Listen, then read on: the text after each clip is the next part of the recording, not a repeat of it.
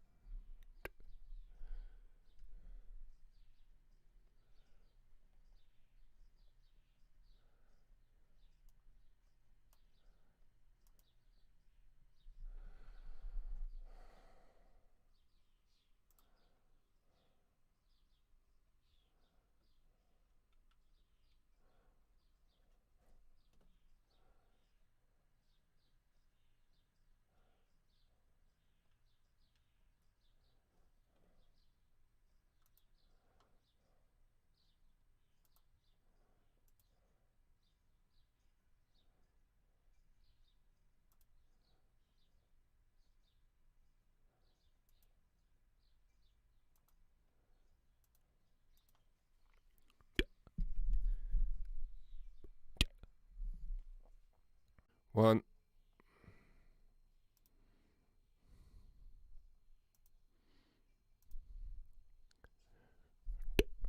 One, two.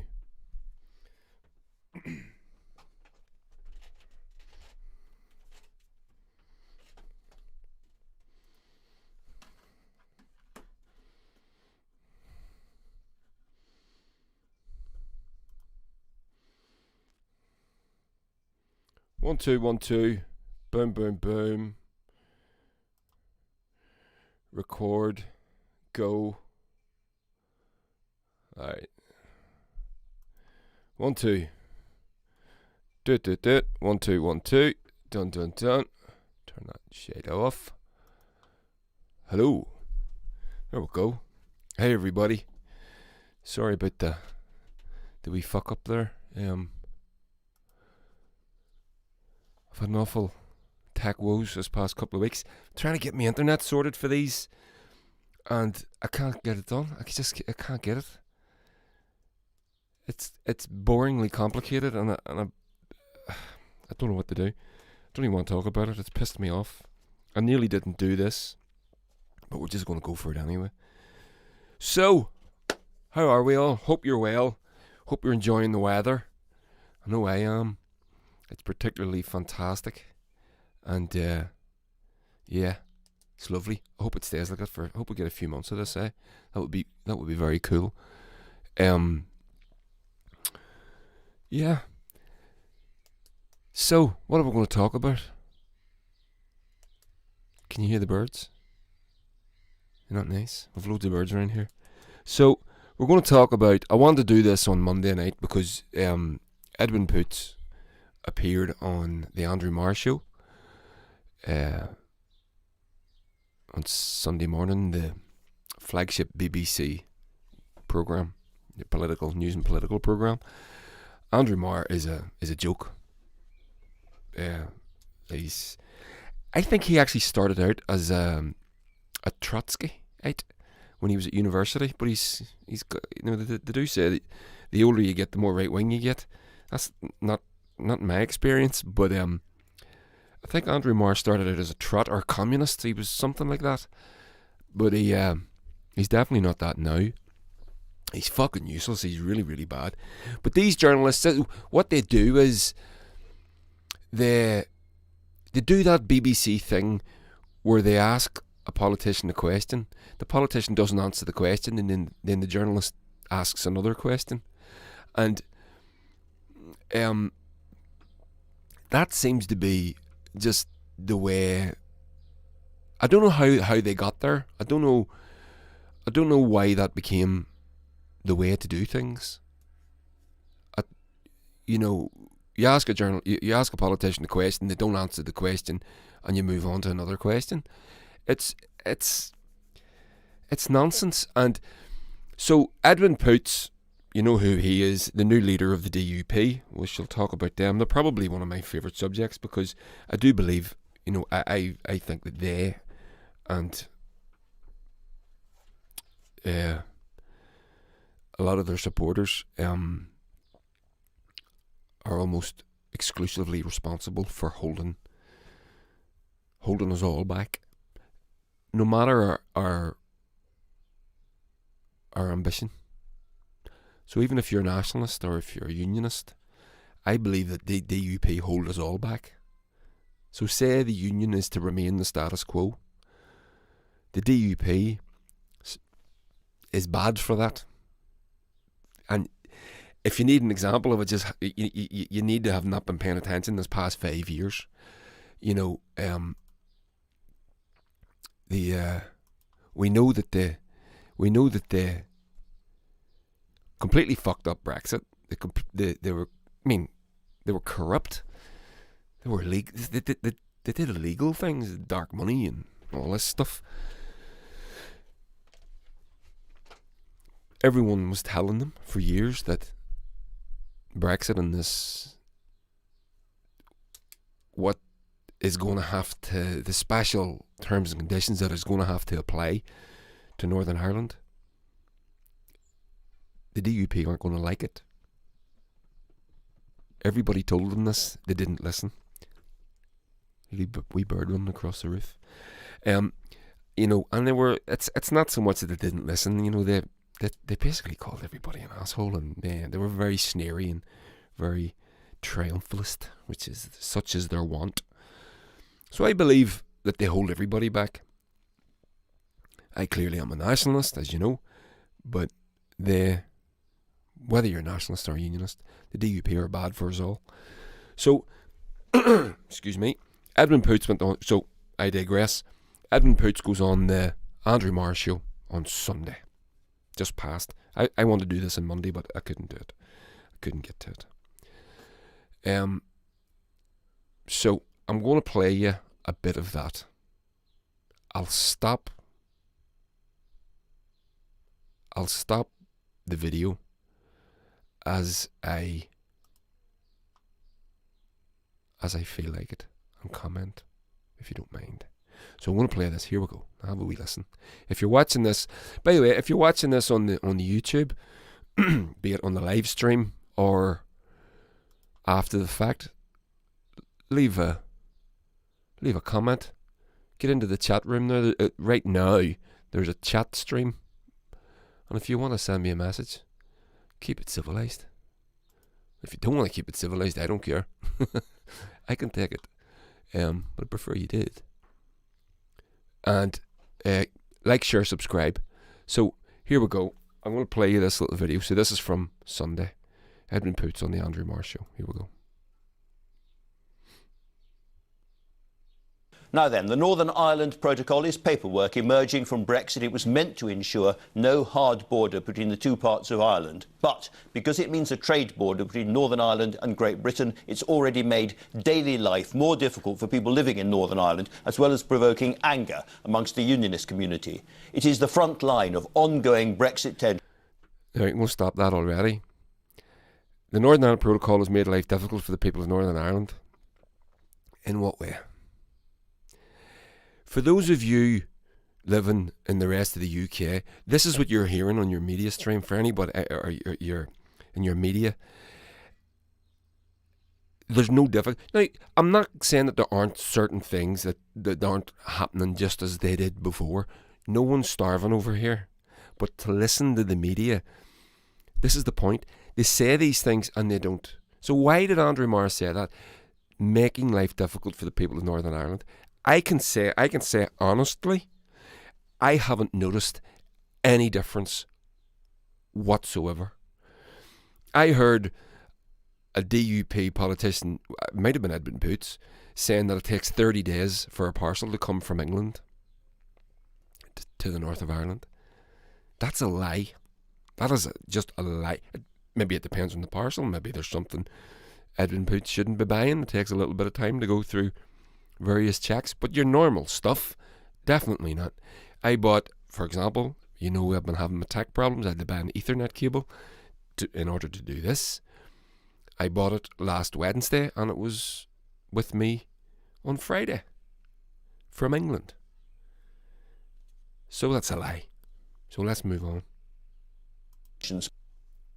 Between the UK and the EU. In a minute, I'm going to be talking to Maroš Šefčovič, who is the man the EU has put in charge of relations with the UK. But first, I'm joined now by Edwin Poots, the newly elected leader of the DUP, the Democratic Unionist Party. Mr. Poots, welcome. You have said that this protocol is intolerable.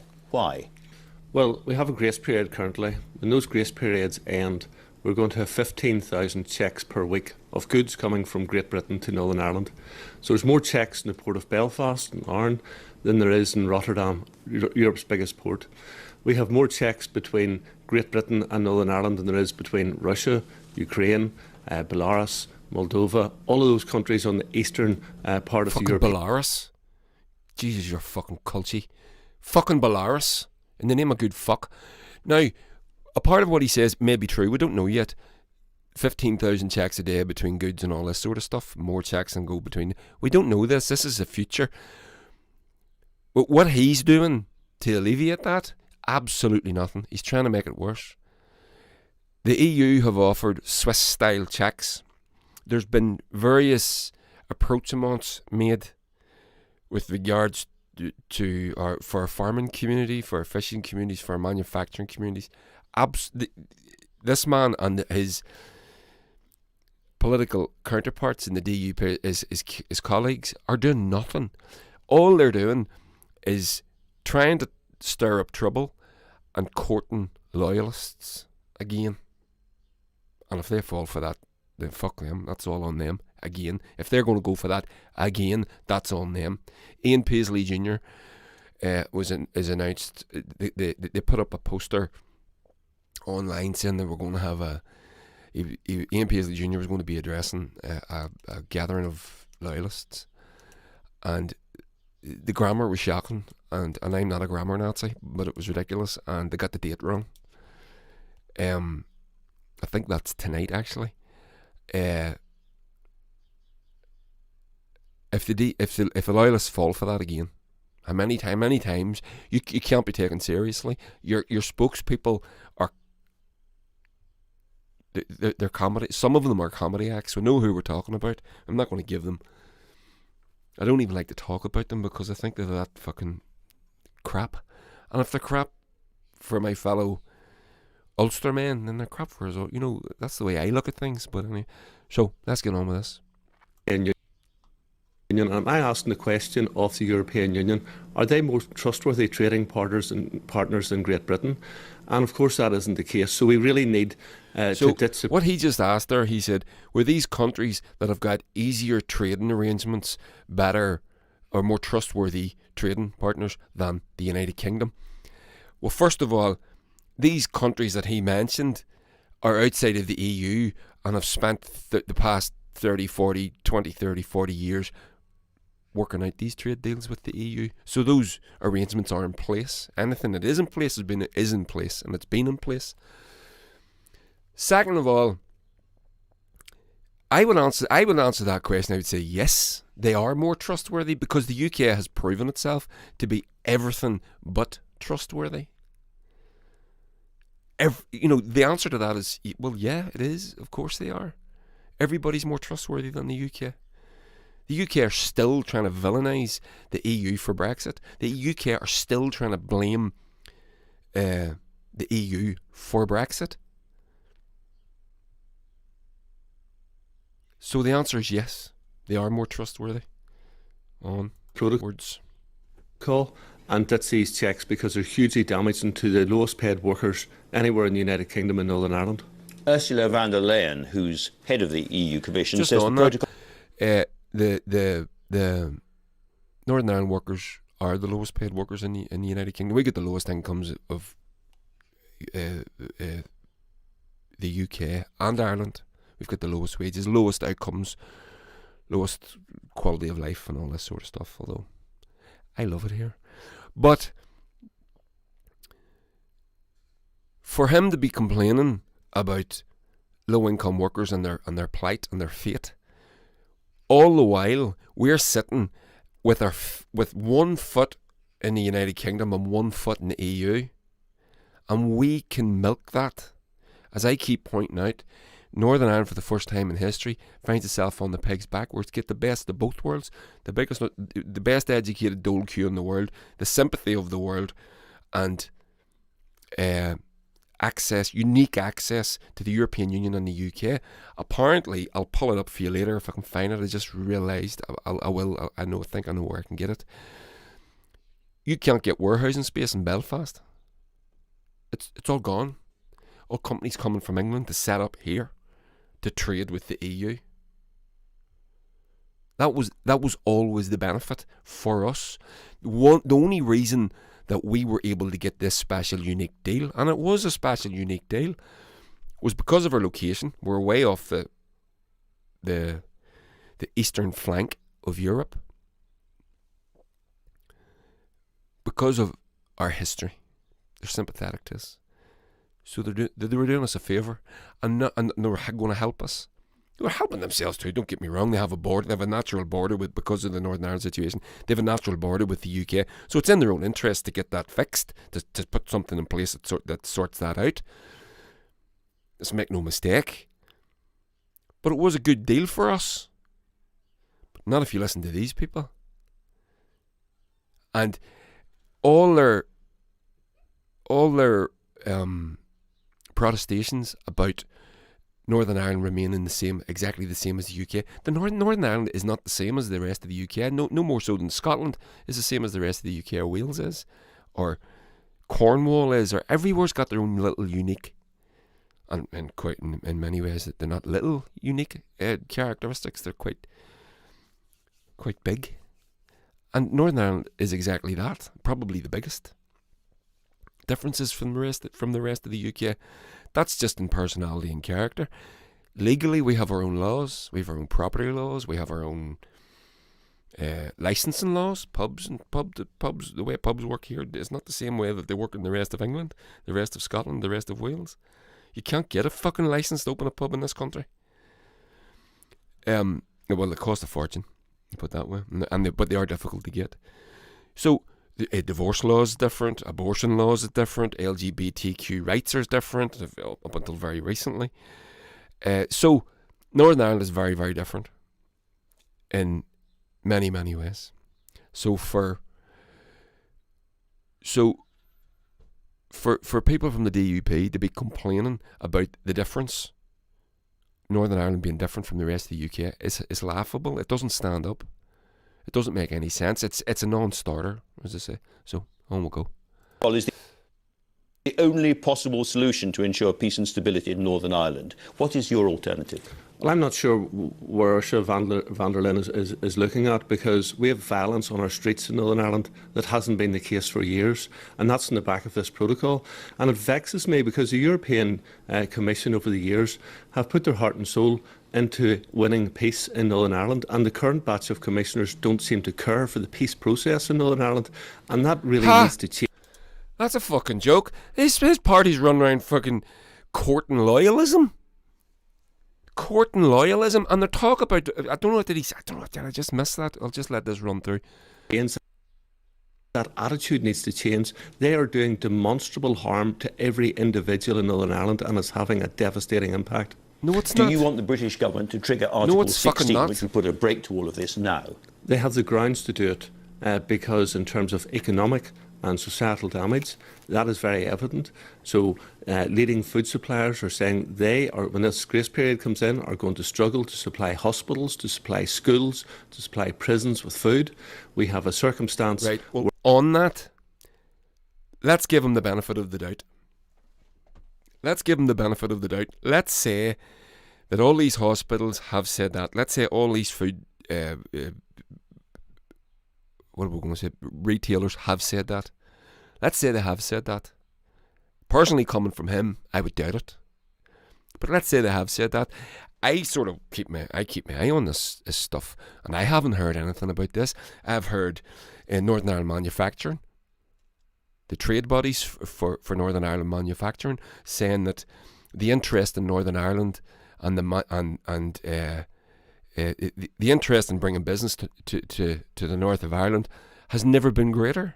The people have been working in these trade bodies for 20 years, 30 years, have said they've never seen it like this. They're literally getting new inquiries every day, multiple inquiries every day.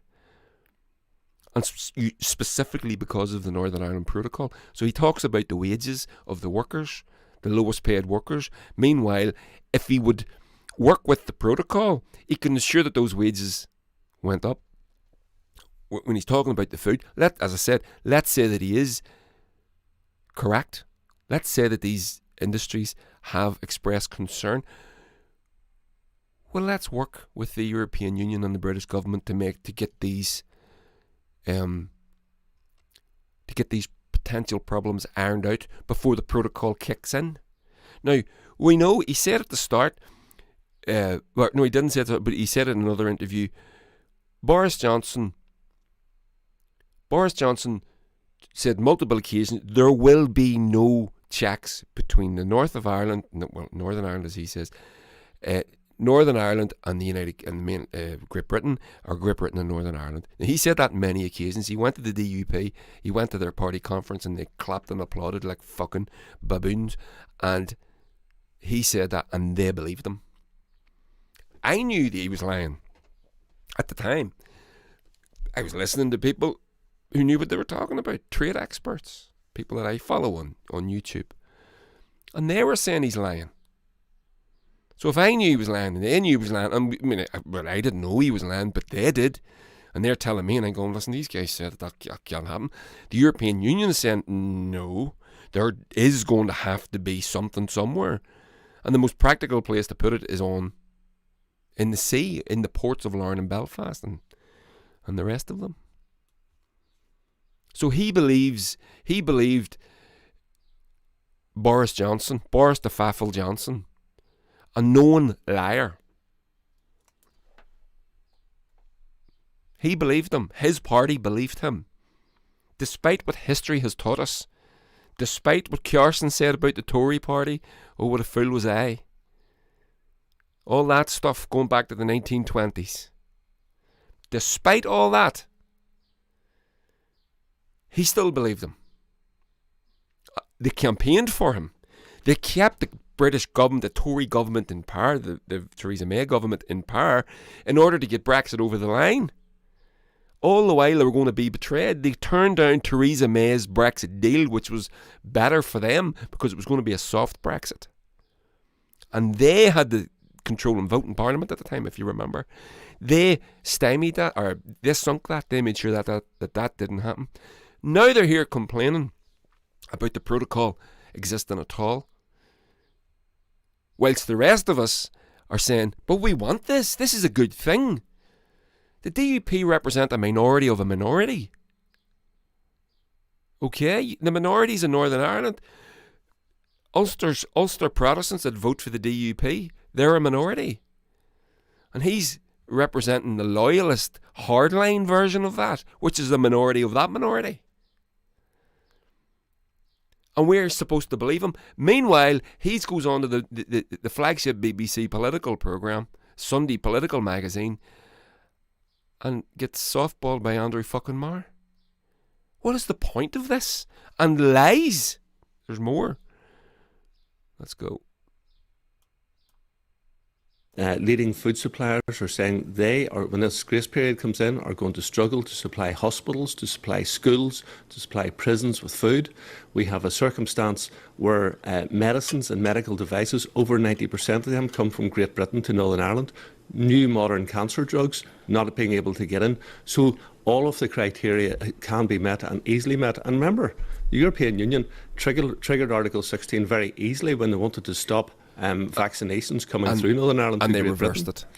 Your predecessor... They reversed it right away. You're not going to mention that, Andrew Marr? No, fuck you. It and then they pulled back. But your predecessor, Arlene Foster, points out the marching season is quite close. Very easely when they wanted to stop vaccinations coming through Northern Ireland to Great Britain. Your predecessor, Arlene, well, they didn't trigger it, of course, did they? They threatened to trigger it and then they pulled back. Sorry. But your predecessor, Arlene Foster, points out the marching season is quite close and that this situation could provoke violence over the summer. Do you agree with her? I do agree with that, and I don't want to use a threat of violence in terms of this. Our arguments are very clear, they're very coherent. This is the European Union seeking to punish the United Kingdom, and as a consequence, Northern Ireland is being used as a plaything for the European Union.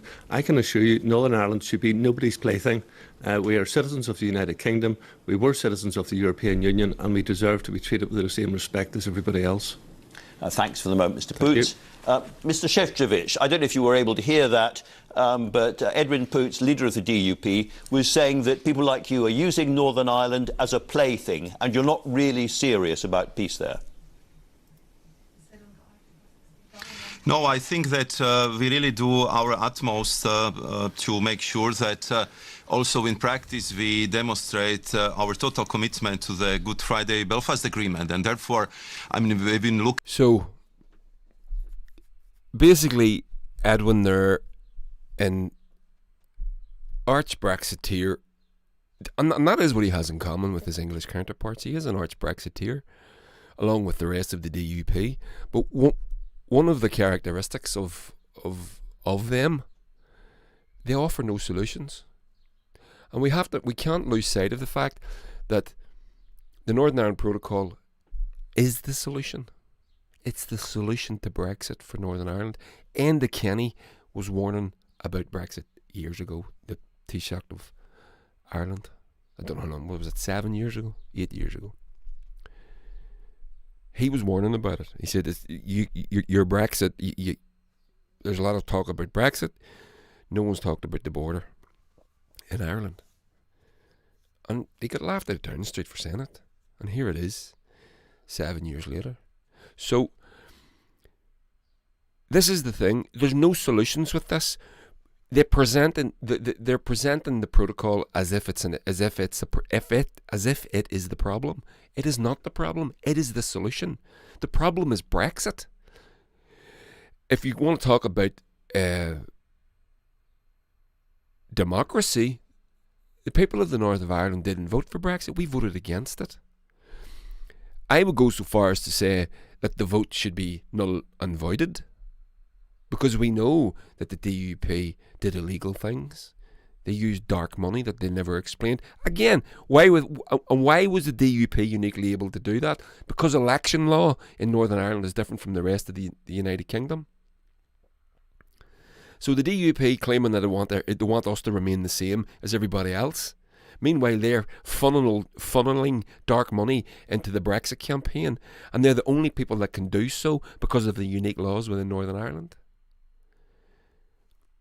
So, they speak out of both sides of their mouth.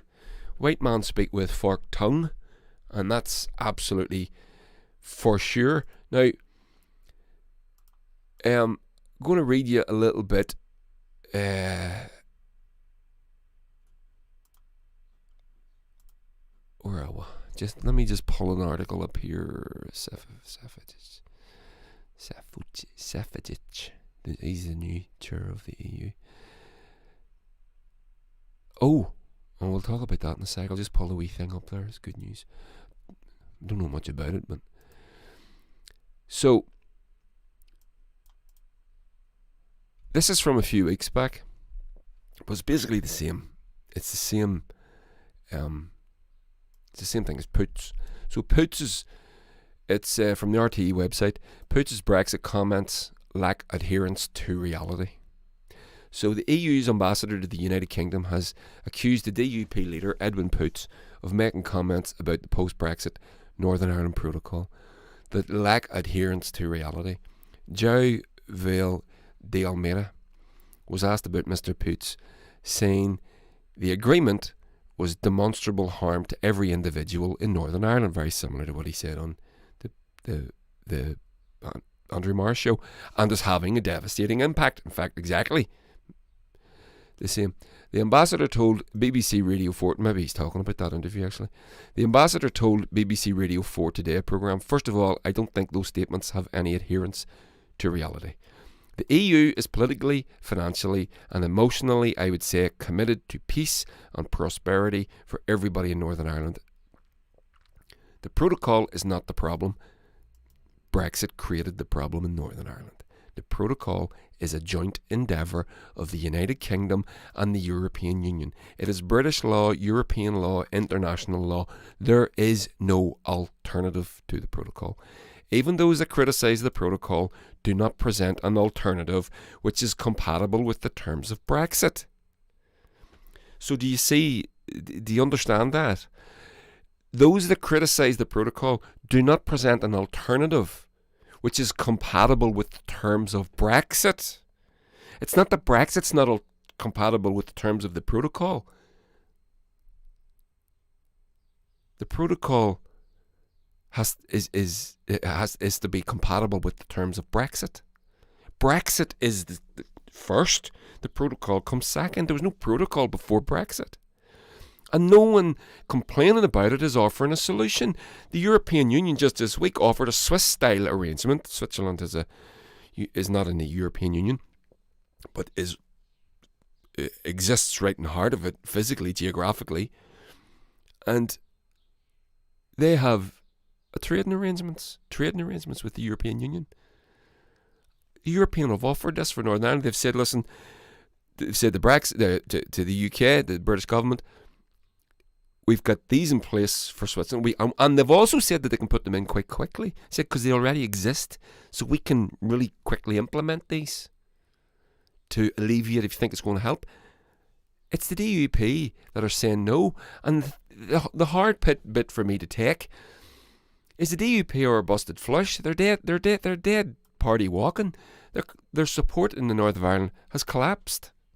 They've went from being the biggest unionist party to, depending on how it goes for them over the next little while, they technically could end up the fourth party from the first party. So they could end up. They're definitely going to end up behind Sinn Féin. They could end up behind Alliance, and they could end up behind the UUP. Probably going to end up either second or third, either just ahead of Alliance or just behind Alliance. But they could end up fourth, the fourth biggest party, as it sits today. But here they are, with a whip hand, demanding things, all the while their popular support is collapsing. So, Mr. Almeida finishes, even those that criticise the protocol do not present an alternative which is compatible with the terms of Brexit. So the protocol is the solution. We need to implement it, and we want to implement it with pragmatism. Over the weekend, Mr. Poots is expected to name his new ministerial team to accuse the EU of using Northern Ireland as a plaything over Brexit. He also was concerned of violence this summer due to anger at the protocol.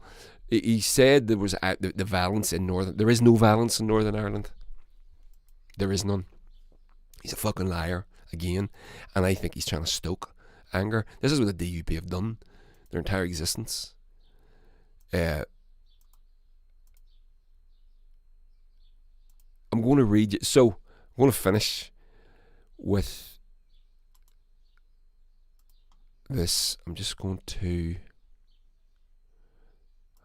I meant to save this article. I didn't. Forgive me. I'll open it now. So here we go. So this is... You know what? I'll just throw this up for you. Bear with me, real quick. Bump. I should have had this saved for you, but I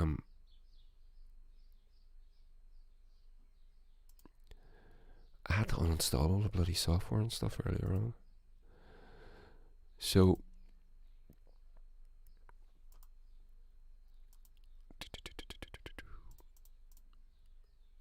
there we go.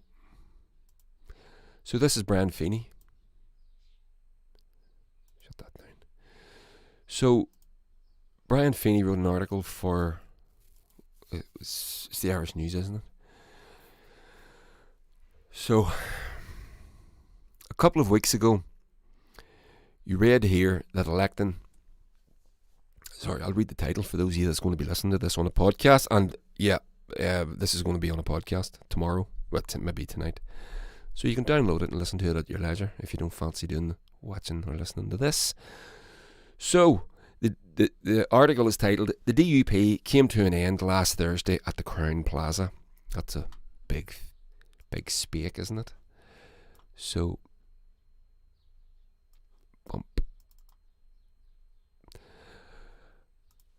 A couple of weeks ago, you read here that electing Poots leader would hasten the demise of the DUP. No one imagined it would happen so quickly. But whatever anyone says, dress it up how you will, the party came to an end last Thursday night in the Crown Plaza. People talk about the Fissa Paris. I do not know what that word is, sorry. I've never seen it in my entire life. FISSIPAROUS. I have to Google that. Fuck me. Fissa Paris. FISS. What is it? IP. Fissa Paris. Fissa Paris means inclined to cause or undergo division into separate parts or groups. Oh, in biology of an organism reproducing by fission. Fission. Fissa Paris, Latin. There you go. Huh. Brian Feeney has had the old thesaurus out. But anyway, so people talk about the Fissa Paris. Now we know what that means. Well done, everybody. Fissa Paris tendency in unionism being on display. In this case, Fissa Paris meets entropy. right? This is fucking GCSE biology, isn't it? Fissiparus meets entropy. Yes, it will take some time for heat to dissipate from the corpse, but the inexorable process is underway. All the king's horses and all the king's men couldn't put Humpty together again. Think about the extent of the split and its acrimonious nature, threats, smears and social media assaults, backbiting, provoking walkouts and resignations, the secret DUP briefers of the BBC's Angry Man's Radio, that's the Nolan show, radio show, are now stabbing each other in the front. Roll up, all the fun of the fair. Yeah, well, it is, there is a certain, what was that German word, Schadenfreude, where you take joy at someone else's misfortune. There is a certain amount of that, but we mustn't allow ourselves, when you see people that you would, you would label your political opponent, or as far as the DUP goes, enemy. It's easy to experience that Schadenfreude, but we mustn't run away with ourselves with that. We must realise that we live here in this place, and these people are the political representatives of people that live with us, and we must, we can take a moment to smile at their misfortune, but beyond that, I think we should be a little bit more conciliatory and decent about it. Not that they would be, but that's another reason that why we should. Because they wouldn't, we should. Because they, we've seen all the way they conducted themselves throughout Brexit. The triumphalism and the smugness, it was sickening to watch, and they didn't give a damn about us, about what we thought. They didn't care. We shouldn't be like that, really, should we? We should do better than that. We can do better than that. That's what I think, anyway. But that's okay. I'll roll it back a sentence here. The secret DUP briefers of the BBC's Angry Man's Radio show are now stabbing each other in the front. Roll up, all the fun of the fair. Now think what you want. Think what you can loosely refer to as the DUP Assembly Party, or maybe that should be parties. Will MLAs on the losing side meekly row in behind the winning Paisley wing? No. Foster says she'll resign from the party, so she'll be an independent at Stormont, or will she resign her seat? Will Annie follow her? What about the embittered losing MPs like Donaldson, Robinson and Campbell? We now have at least two parties on the green benches at Westminster, with the leader leading the losing faction. What larks. There's one consequence for certain. If Poots provokes an assembly election, his raggle-taggle team will be slaughtered. For a start, where would he find candidates in Fermanagh, South Tyrone? Absolutely. Perhaps the best fun would be in Lagan Valley. Donaldson will have to find a new constituency office, or else partition the one he shares. Would the Donaldson wing stand candidates against the Poots wing? Yet both be DUP candidates. Impossible. Maybe there'll be official DUP and provisional DUP. The real DUP. In that event, it won't be too long until somebody tries to set up an umbrella party like in the mid-70s when there were 57 varieties of unionism, which is why the UUP had to call itself the official Unionists. Ah yes, that shimmering Shangri-La unionist unity. You can see the problem for MLAs and MPs. As the corpse twitches and bits fall off, do they resign now and try to cultivate an independent role, or do they hang on and fail to gain a nomination for the next election? Do they win nomination but get buried in the electoral backlash against Poots' stupidity? Do they stick it out and try to do as much damage to Poots and the Paisley wing as possible, or do they try to join the DUP? Not as easy as you might think. A lot of connotations there, right? They wouldn't be welcomed with open arms by long-suffering UUP, people on the receiving end of DUP abuse who are hoping to be nominated themselves. Don't want carpetbaggers camping in their territory. As for the deeply unpopular Poots, 64% of the party voters would have preferred Donaldson. He has no choice but to make a deal with Sinn Féin and hope he can postpone the final disintegration of his party until next year. Who could have seen this self-destruction of the DUP in such rapid order?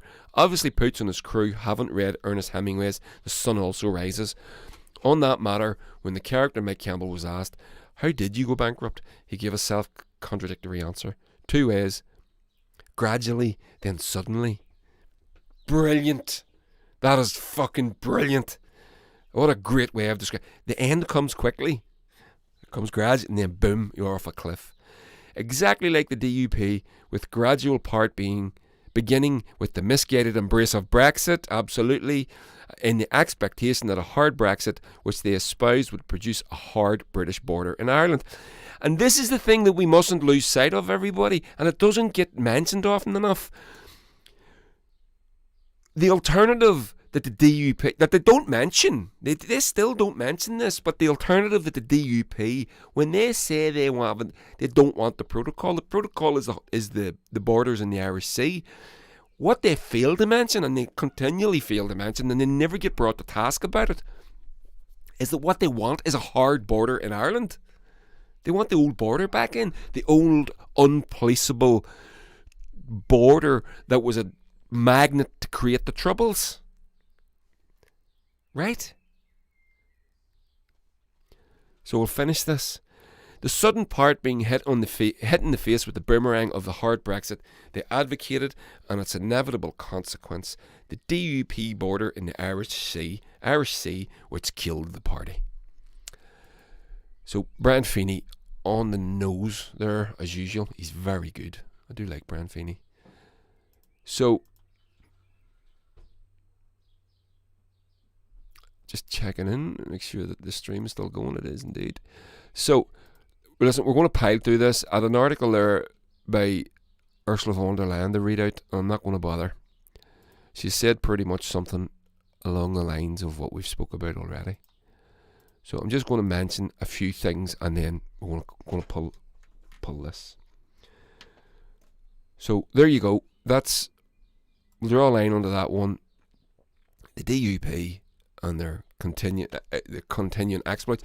And this is as I said. So whenever we're talking about this, we must start talking about. I said to someone, I think it was my wife. Actually.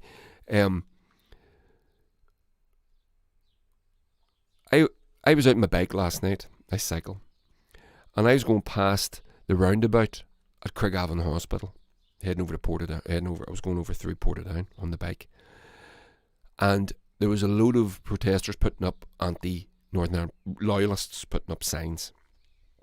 Okay, now they're the only signs you see at the minute. They're the only sort of protest signs that you see at the minute. You don't see the alternative. The alternative is the protocol. There's no pro-protocol movement. Okay. There's no best of both worlds movement. Bob, let's call it Bob.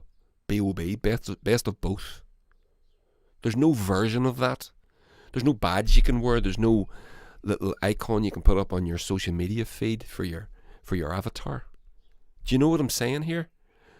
So the only people making any noise is the loyalists, who are the minority of the minority. The majority of people are either pro-protocol or agnostic about it. But there's no way of expressing that. And if we were to express it, we would be far outnumber the anti-protocol people, because the anti-protocol people want a border in Ireland. They want to maintain the dominance of unionism within Northern Ireland. They've already, I think it was Arlene Foster that says that even if Sinn Féin return as the most popular party in next year's elections, they still think that a unionist should be First Minister. Now that's just blatant sectarianism. No one calls them out on this. That's offensive. It's anti-democratic and it's just sectarianism. Yeah. So the DUP are on their way out. They fucked themselves. Everyone could see this coming. You listen back to my podcast. I've been talking about this from I've started them. It's been the big red flag for this country, and it's not good enough. So, there we go. Let's move on.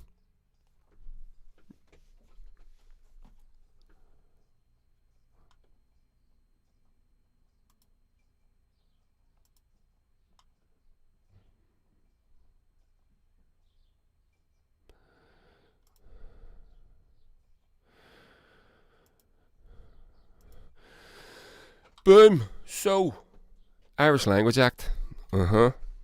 So, this, I'm not a Gaeilgeoir. I'm a student of the Irish language. I love it. I fucking love it. It's a beautiful, beautiful thing. And this week I was taken by also within unionism. What's happened at the minute is the other unionist party, the UUP. Doug Beattie, who's our local MLA here, one of our local MLAs, has been nominated the leader of the party. Now, you've heard me mention before, I've actually met Doug a few times, and not that he would know me from a hole in the hedge, but he seems like a great fella. I disagree with him pretty much, I would say. Certainly as far as the United Kingdom and Ireland and the border and everything else goes, he's definitely a big union guy, and all the symbols and trappings of the state that, you know, that make me puke seem to not do the, you know, he likes those, and that's, you know, he's a unionist, so he loves that stuff. But anyway, so this week here in the north, Hillsborough, there's a little village here in County Down, just 12 miles from here. Lovely little place. It's where the Queen hangs out when she comes to the north of Ireland. And it's been given royal status, so it's going to be renamed Royal Hillsborough. So as if naming Londonderry, you know, 400 years ago wasn't the fucking, now they're at this shit. And this is, I mean, for me, this is quite clearly just, this is nonsense. This is, listen guys, you're not getting rid of the protocol, because the protocol is protecting the rest of the UK market and giving us, the English and the Scottish and the Welsh, the access to the rest of the world that we claim we want, and that they fuck themselves, in my opinion. But they're not going to fucking sink it. They're not going to end it in order to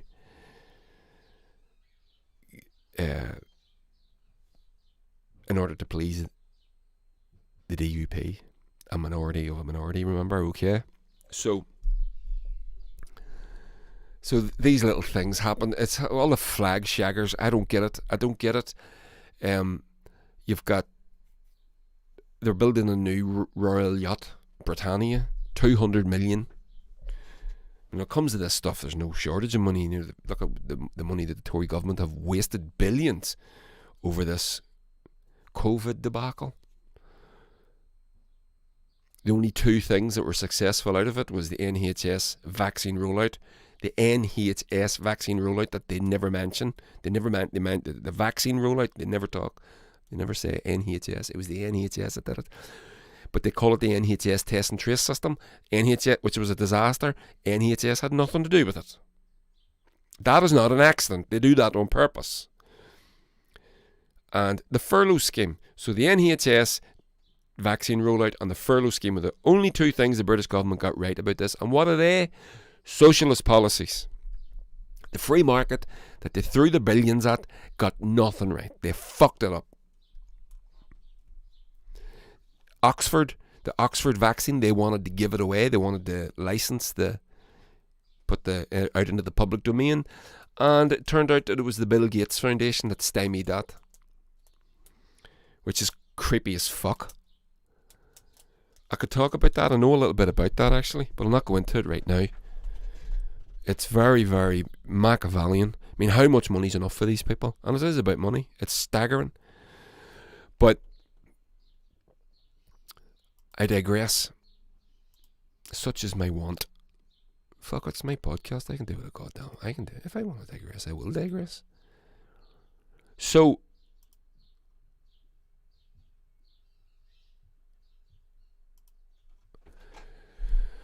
they're going to rename Hillsborough Royal Hillsborough, which is pathetic. I personally find it pathetic. But I was taken by the fact that the UUP, the new UUP leader, Doug Beattie, was all in favour of this. I would expect that. I don't expect him not to be. That's his bag. Fair play to him. I disagree. Whatever. I just hope that in the United Ireland it will be returned to its original name. But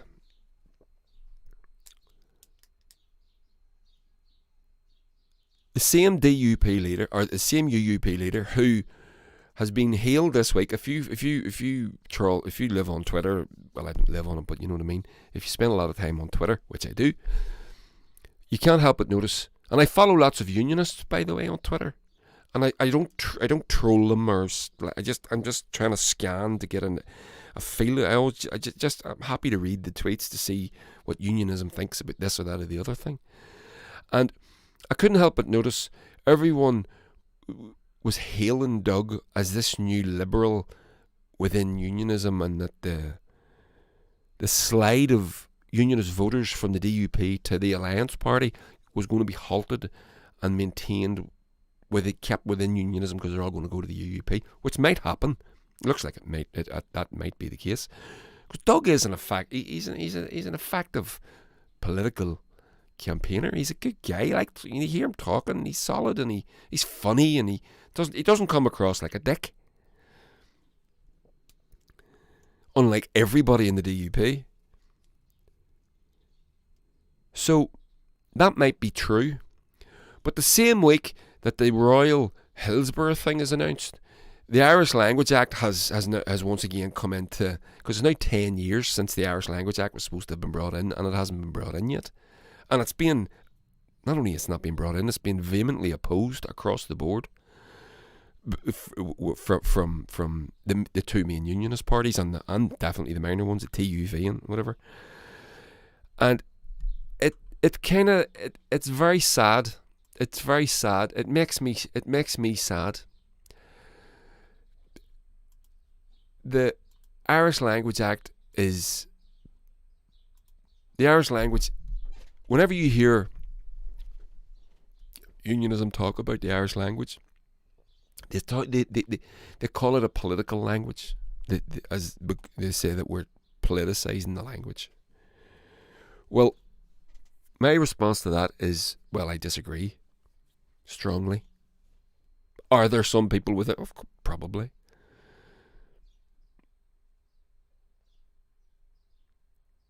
But I would say, well, if the language was politicised, it was politicised by Britain. Britain will call it, Ireland was Britain's first colony. It's a history lesson here. What does a coloniser do in order to subjugate a native population? And you bear in mind, one of the things you got to bear in mind is the British were very, very good at this. They often, well, always subjugated native populations with far fewer colonisers than natives. Native disunity was always a big thing that the coloniser depended upon. But one of the things that the colonisers actively did was take steps to separate the native person from their culture. Because your culture gives you strength. Your culture gives you belief. So that's what happened here. And one of the things that had to go was the language. And they tried, and they nearly did it. It nearly went. And only for organisations like the Gaelic League, who started up at the end of the 19th century in order to save the Irish language, and organisations like the GAA, who saved Irish sport and promote Irish culture. Despite the fact that if you listen to the likes of Gregory Campbell of the DUP, he would have you think that it's an IRA training camp. All these 9-year-olds are going out fucking on a Saturday morning and doing fucking rifle drills. No. Our kids don't dress up like little toy soldiers like yours do, Gregory. But only for those organisations where our culture would have been gone, and we would have lost a connection to our past, which should be our present, and is, a lot of ways, through our music and through our poetry and through our literature, through our sport and through our lovely language, our beautiful Gaelic language. The same week that Doug Beattie is tweeting support for the naming and the royal status being bestowed upon Hillsborough, he's also tweeting that he's against the Irish Language Act. And that disappointed me. It really did. Now, Doug's, and by the way, in the interests of clarity, I would never vote for Doug Beattie. But I say that, I did vote for his predecessor once upon a time. His predecessor, David, oh Christ almighty, I forgot his fucking name. But anyway, him and John Hume, he's in the Lords now, shepherded through the Good Friday Agreement in 98. I voted for him because he was being targeted in this constituency. He was an MP for this constituency. And I can't believe I forgot his name. But anyway, I voted for him in order to get the Good Friday Agreement through. So I have voted for a unionist in my past, despite the fact that I'm an Irish nationalist. Because the Good Friday Agreement had to happen. And thank God for the Good Friday Agreement. So I say I wouldn't vote for Doug. I voted for his predecessor. In certain circumstance, I did it. And I didn't hold my nose when I was doing it. I knew what I was doing. I did it on purpose. I wanted the Good Friday Agreement. I wanted peace. And we got the peace. And from that day to this place that we live in is 1,000 times, million times better. My beautiful daughter's working in a movie in Belfast right now. A 19-year-old. She studies film and TV in college. She's taking a year out. She went and got a job in the costume department working on a film for Netflix. And she is in her fucking glory. And that's because of the peace that was brought about by the Good Friday Agreement. And the brave men and women that created it and thought about it and did it. Not the DUP, because they didn't sign it. But here we go. But anyway, so Doug Beattie is now against the Irish Language Act at the same week that he's for. So he's celebrating the Royal Hillsborough, Royal, fuck off. It's my opinion with the royal thing, it's bullshit. But at the same time that he's for that, he's against the Irish Language Act. And for the same reason, we call it's a political language and we're going to do this is going to happen and that's going, and it's not. And none of it's going to happen. And it's awful that it's been spoken about like that. So I'm going to read you a little bit. Let's see if I can.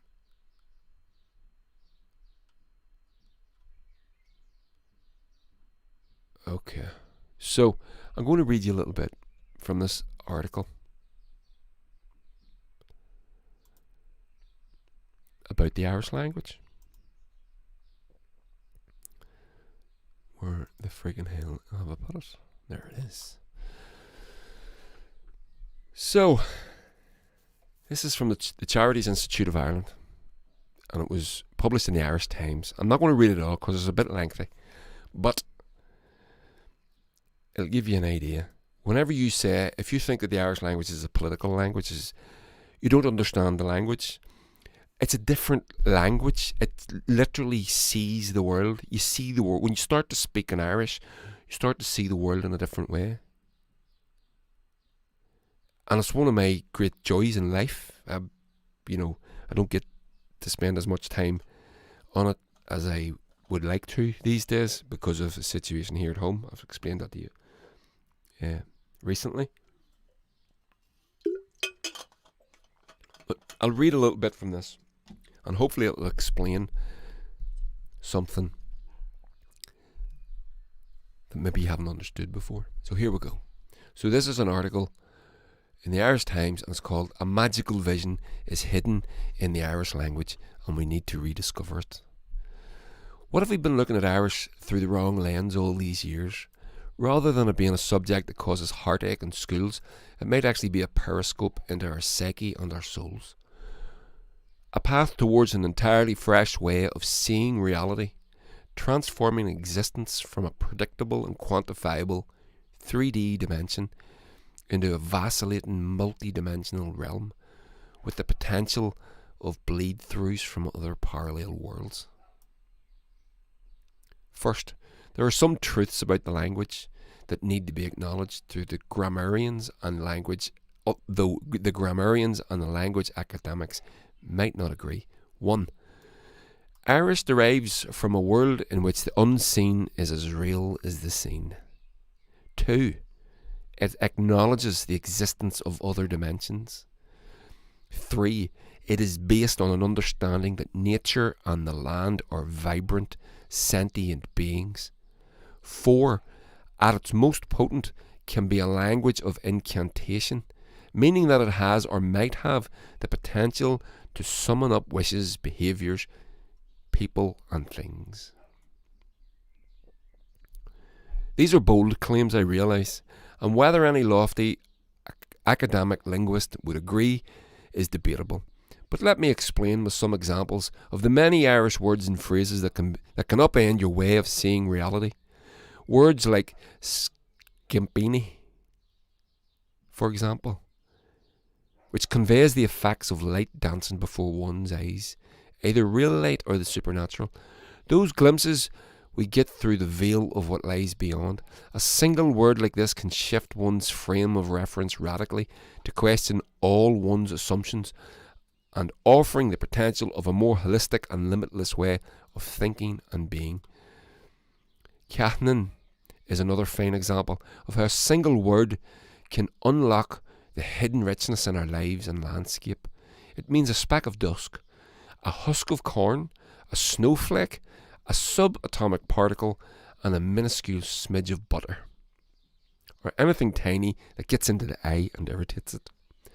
But most evocatively of all, it also means the goosebumps you feel in the moments when you contemplate how everything is interrelated and how tiny we are in relation to the whole. Like that feeling when you realise, or maybe remember, that we are all one, all unified. In this way, Caithnin becomes like a koan or a mantra, a single word that brings you right around the universe from the infinitesimal to the infinite. It becomes a reminder from our past about how we once related to our environment and community, and how we might do so again. Another example is skim, which means a thin, tiny coating of thin particles like lime wash on a house or dust on a mantelpiece.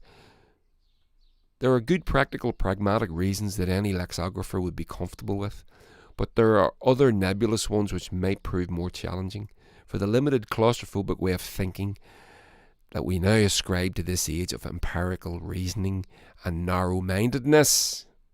For example, skim can mean a fairy film that covers the land, or a magical vision, or best and most alluring of all, succumbing to the supernatural world through sleep. Just consider that notion for a while, and you get a sense of the gateways, wormholes and rabbit warrens that the Irish language allows us to access to. Should we dare open ourselves to it? Might our world in its current state benefit from a language that allows for fairy films that cover the land? A language that offers the potential of being whisked away to the supernatural world through sleep.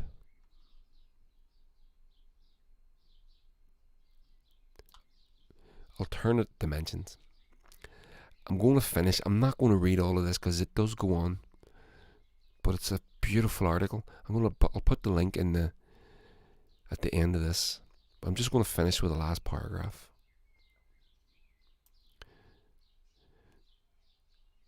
The truth is that Irish is an ideal tool to help reorientate us back to what we've forgotten about our connection with the world around us. Its arcane structures and lack of clear rules can make it feel chaotic and uncontrollable, but therein lies its power if we dare to dive in and escape the grips of its more pedantic gatekeepers and spirit-crushed naysayers. There are worlds of new perspectives and experiences awaiting. My who. That's brilliant. I love that. I love that. And that's what Irish would mean to me.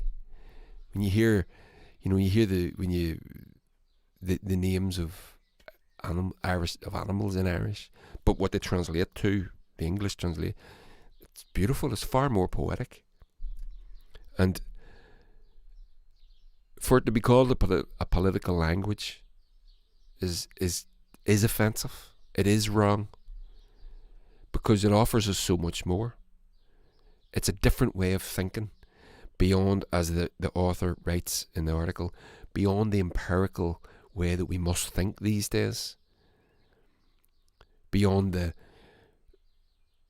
empirical reason and logic of modern thought. It's listening to the gut.